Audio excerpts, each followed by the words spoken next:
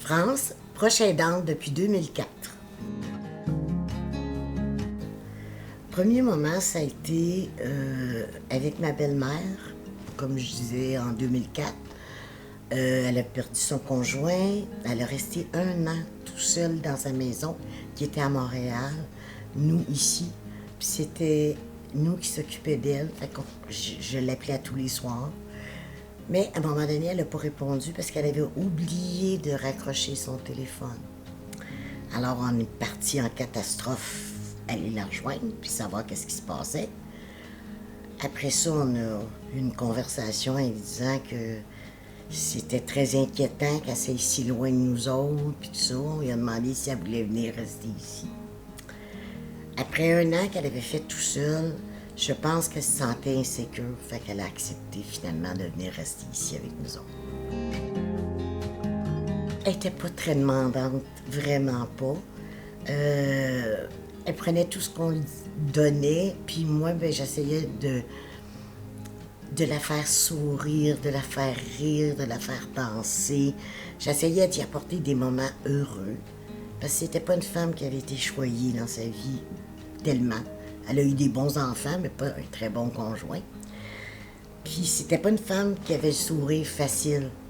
Fait que moi, c'était ce que je voulais y apporter. Puis j'y apportais des soins, la nourriture, bien entendu.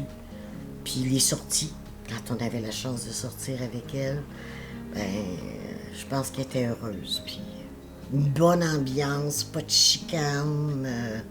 C'était merveilleux. C'était un beau 4 ans qu'on a vécu ensemble. Elle nous a quittés ici même à la maison. On était auprès d'elle. Puis je me dis au moins elle n'était pas toute seule. Puis j'ai tenu la main jusqu'à son dernier souffle. Puis je suis bien contente de ce que j'ai accompli là.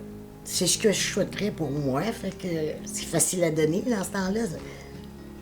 Comme quand on donne un cadeau à quelqu'un, ben la plupart du temps, on va donner des cadeaux qu'on aime nous-mêmes. C'est un peu ça là, que je voulais pour ma belle-mère.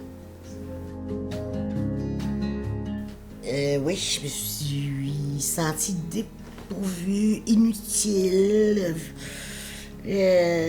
À partir de là, je pense que je me suis mis à faire du répit-gardiennage après ça. J'avais encore besoin. Mais là, il n'y avait personne qui avait besoin de moi chez moi. Fait que j'ai commencé à faire du répit-gardiennage à domicile. Puis j'ai eu des bons clients que j'ai gardés pendant 3-4 ans, où j'établissais un lien fort, où je me sentais presque faire partie de leur famille.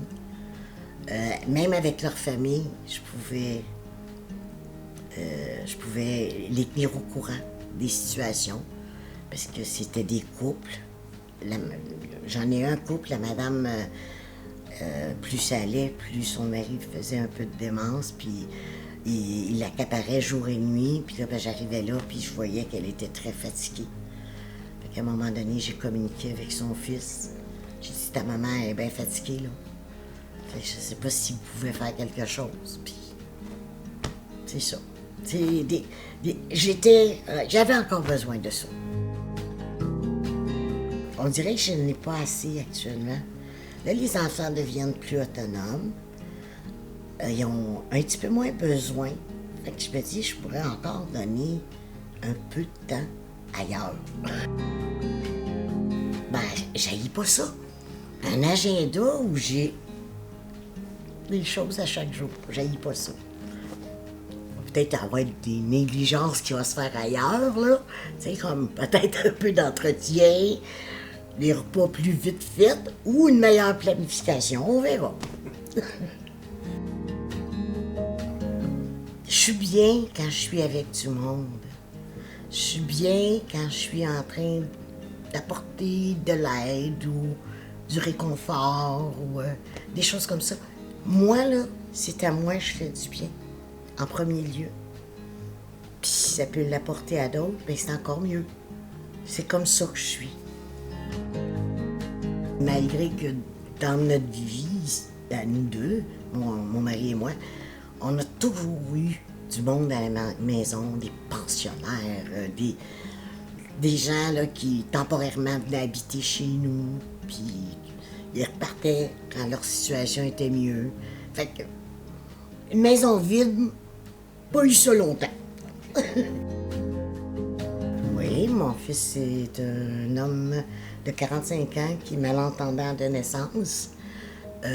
Finalement, on lui a comme toujours aidé un peu dans ses interactions avec mettons, par rapport à des assurances vie ou ainsi de suite. Là.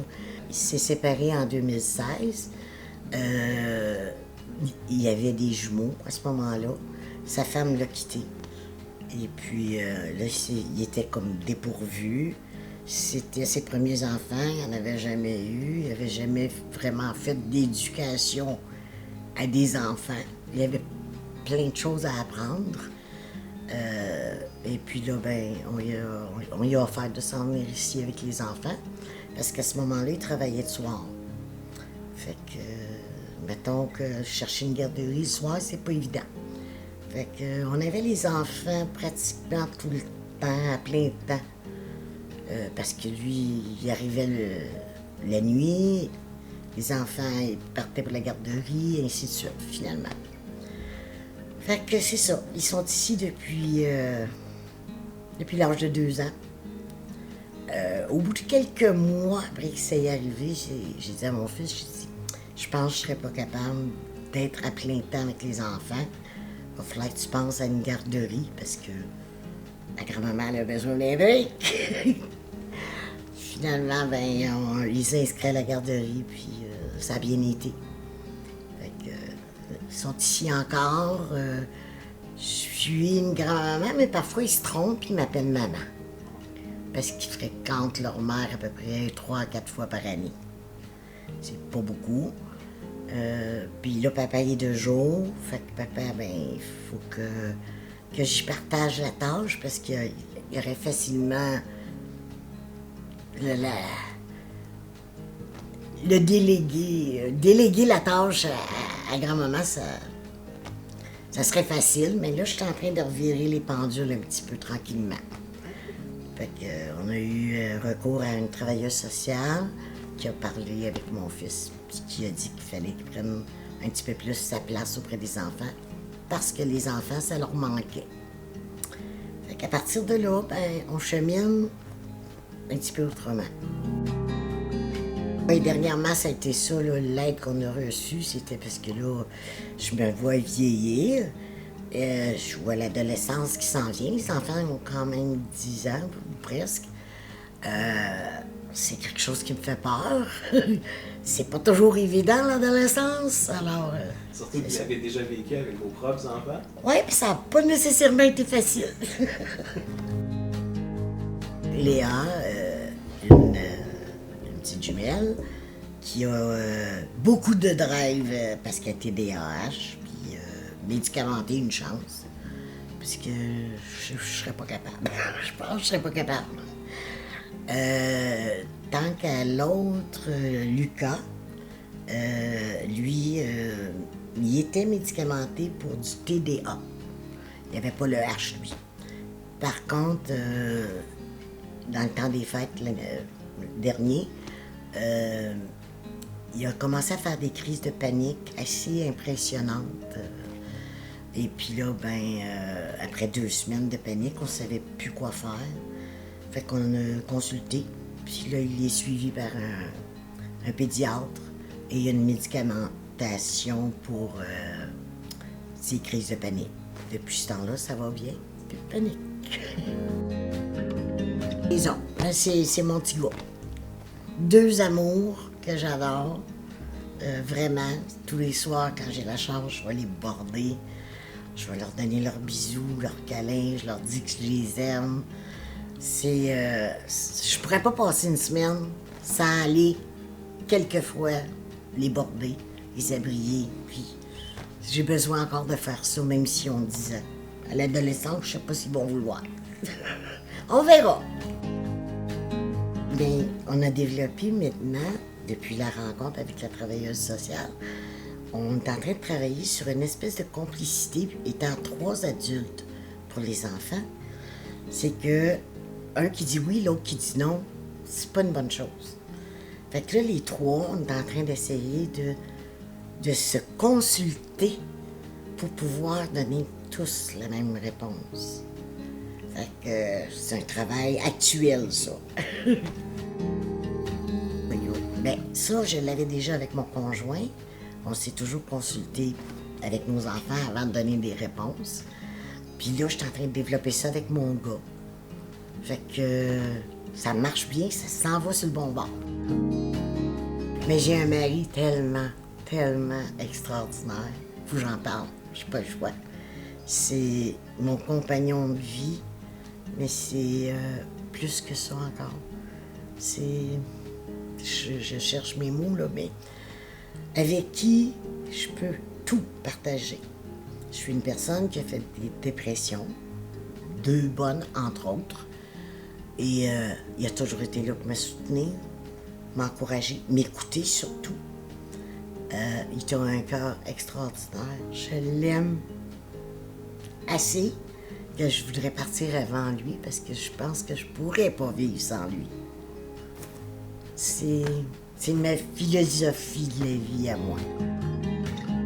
On est des amis d'enfance, des voisins de cour arrière à Montréal, à 12 ans. Tu sais, quand les amourettes commencent, là, à 12 ans, moi, j'avais dit que je voulais le marier. Par contre, le temps a fait qu'il a déménagé, on s'est perdu de vue pendant quelques années. On s'est retrouvés. Puis là, ça n'a pas été long. 1 an de fréquentation, puis on se mariait. Oui, parce qu'on se chicane pas. On se couche jamais, un sur le divan, puis l'autre dans la chambre, jamais. Ça, c'est arrivé une fois au tout début, mon mari, il dit « Non, il dit ça, là, tu me fais plus jamais ça. » OK. Il dit « On va régler nos problèmes avant de s'endormir. » Mais il dit « Les affaires d'aller coucher sur le divan, là, oublie ça. » Fait que ça a été pas mal ça. Puis on a une communication extraordinaire, puis des chicanes, puis des conversations là, où on s'engueulerait. Jamais. Tu pourrais même le demander à ma famille, puis la famille te dirait la même chose. Ils nous ont jamais vus nous chicaner. Quelque part, on est vraiment choyés. Je connaissais pas ça. Je savais pas que ça existait. Jusqu'au jour où ma sœur Marie-Claude, qui était entrée dans le réseau parce elle avait besoin de répit ou avait besoin, elle aussi, de communiquer, mais c'était pas suffisant, la famille. Fait qu'elle a été voir ailleurs, elle a connu le réseau des aidants naturels. Puis elle m'en a parlé. Elle me dit, sais-tu, elle dit que toi aussi, elle dit, t'es aidante naturelle. Ben voyons donc. Pas pantoute. Elle dit oui, elle dit, j'en ai parlé à Nancy. Puis Nancy, elle me dit que oui, je faisais partie des aidants naturels, même si c'est pour des enfants. Ah, ouais. Elle dit, tu devrais venir. Elle dit, c'est intéressant, il y a plein de choses à apprendre. Il y a plein d'aides que tu peux avoir. Puis finalement, j'ai été. Puis Nancy, que j'ai rencontrée, l'intervenante merveilleuse, elle m'a confirmé que oui, j'étais aidante. Puis et finalement, je suis embarquée là-dedans, puis j'adore. J'adore toutes les ressources, les ateliers, les conférences. Amenez-moi-en, j'en ai besoin de ces choses-là. J'ai comme un cerveau qui a toujours besoin d'apprendre des nouvelles affaires, de continuer à travailler sur moi pour peut-être encore améliorer des choses. C'est ce que le réseau va me donner, je pense, parce que ils en font des affaires. Ils en font pas à peu près. En premier, parce que j'ai une de mes sœurs qui vient de s'inscrire dernièrement, elle lit un petit peu ses breaks. Puis, j'ai pour mon dire, va, écoute, essaye. Puis si tu trouves rien dans tout ça, c'est parce que tu veux pas, en quelque part. parce qu'il faut s'ouvrir aux autres. Mais il y a des gens qui ne veulent pas s'ouvrir aux autres. Fait que si c'est ça, ben, c'est parce que t'as pas de raison d'être là. Mais quelqu'un qui veut s'ouvrir va trouver son compte. Oui, définitivement. Définitivement. Je recommande énormément le rando. Cool. Comme ressource, comme aide, comme pouvoir communiquer avec des gens qui ont des compétences, c'est important. Vraiment, bravo, bravo, bravo au rando.